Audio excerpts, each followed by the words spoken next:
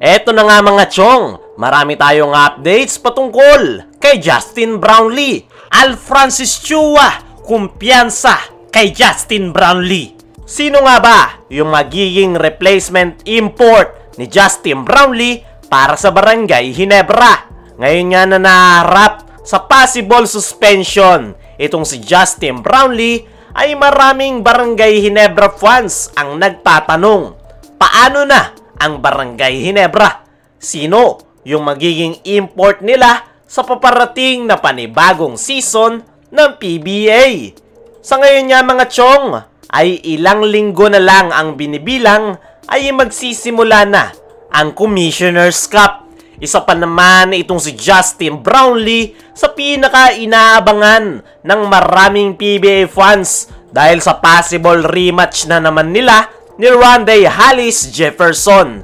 Pero dahil nga sa may kinakaharap na pending issue si Justin Brownlee, ay posibleng ang madelay o hindi natin ito makita ngayong season. Dahil kung matutuluyan niya si Justin Brownlee, ay 2 years nga ang kanyang magiging suspension.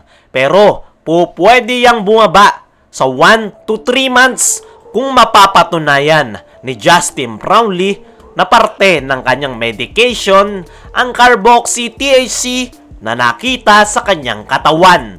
Ayon niya sa ating mga kuliglig, ay umaasa pa rin ang Ginebra management na makakapaglaro itong si Justin Brownlee ngayong Commissioner's Cup. Pero ayon niya sa ating mga kuliglig, ay mayroon na ngang mga kinoconsider na possible replacement import ang Barangay Ginebra sakaling hindi talaga umabot si Justin Brownlee. At isa nga sa matunog ngayon na tinitingnan ng Ginebra management ay itong former SMB import na si Chris Makolo. Healthy at ready na nga itong si Chris Makolo na magbalik in PBA. At malaki nga ang chance na siya ang kukuhanin ng Barangay Ginebra para pumalit pansamantala kay Justin Brownlee. Para sa akin mga chong, ay iba pa rin talaga ang kalibreng mayroon itong si Justin Brownlee. Subok na nga siya ng Barangay Ginebra, kahit naglalakihan yung mga imports ay talagang nakakasabay itong si Justin Brownlee. Nakapagbigay na ng 6 na kampyonato, kaya naman sa ilang season na nakalipas sa PBA ay si Brownlee talaga ang pinipili ni Coach Tim kahit maraming mas bata at malakas na player. Sa ngayon nga mga chong ay may laban talaga si Justin Brownlee sa kanyang isyung kinakaharap. Kumpiyansa nga si POC President Baham Tolentino na mabababa sa 1 to 3 months yung suspension ni Justin Brownlee. At kung mangyayari nga yan mga chong, ay kailangan talagang maghanap ng bagong import ng Barangay Ginebra. Dahil possible na isang buong conference natin hindi makikita itong si Justin Brownlee para sa Barangay Ginebra. Kung ako ang tatanungin, ay okay na okay itong si Chris Makolo. Pero panigurado na mayroon ng kinoconsider na bagong import si Coach Tim Cone na pwedeng pumalit pansamantala kay Justin Brownlee. At dyan nga magkakaproblema ang Barangay Ginebra dahil nasanay nga sila na si Brownlee ang kanilang kasama. At the same time ay back to zero yung kanilang preparation at magkakaroon sila ng adjustment dahil sa magiging bagong import ng kanilang koponan. Sa kabilang banda, Al Francis Chua, kumpiyansa kay Justin Brownlee.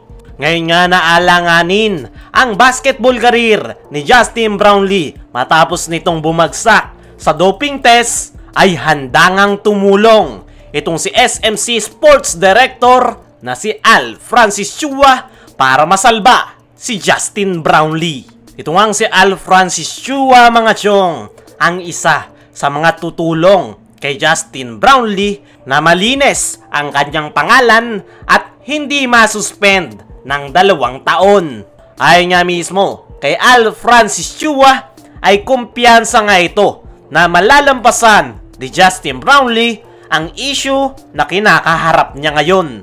Kumpiyansa nga itong si Al Francis Chua dahil alam nga daw nila na nag-undergo ng therapy at medication si Justin Brownlee dahil sa natamo nitong bone spurs injury. Ang pagkakaalam nga raw ni Al Francis Chua ay ginagamit sa US ang Carboxy THC bilang pain reliever at legal nga daw ang paggamit niyan sa US. Ayon nga mismo kay Al Francis Chua ay kahit ano pa ang mangyari, ano man daw ang resulta, ay tutulungan daw nila si Justin Brownlee. Napakalaki nga daw ng naging contribution nito sa ating national team sa nakalipas na Asian Games dahil nabawi nga nila ang gintong medalya after 61 years. Mas lalo na sa Barangay Ginebra dahil 6 na kampyonato ang naibigay ni Justin Brownlee sa kanyang koponan. Gayunpaman ay kumpiyansang-kumpiyansa itong si Boss Al Francis Chua na makakaiwas sa suspension si Justin Brownlee.